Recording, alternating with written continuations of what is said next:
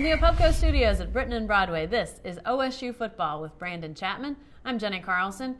Brandon, while obviously a lot of attention focused right now on what's about to happen on the field, there's been a lot of off-field action for the Cowboys of late. A ton of commitments that have come down, obviously not non-binding, but a lot of guys saying that they want to be Cowboys. Is something going on, something in the water at Stillwater? I think kids are just they're coming up, and for number one, they're seeing those facilities, and you and I have both seen those. There's amazing facilities, really second to none. So they're coming up, they're seeing that.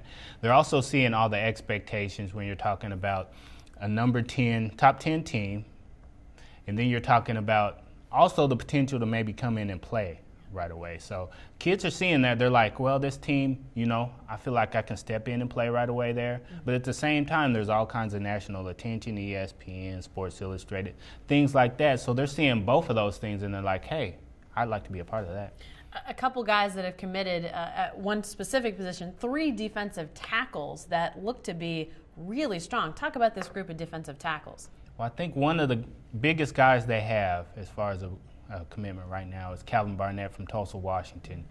He's a 4-star recruit. He's one of the better recruits in the state, if not the best recruit in the state. And he's just so athletic, so agile for a big man. So I wouldn't be surprised to see him come in and play right away. He might be able to help right away. They also have Chris Littlehead from Sequoia Tahlequah. He committed recently, and he's also a guy they want at the defensive tackle position. And, you can kind of see them starting to build that depth at defensive tackle. And one thing about Littlehead, I saw him play a little bit, and he's got that little mean streak. He's got that little nasty streak in him, and that's something you want, especially in the defensive tackle.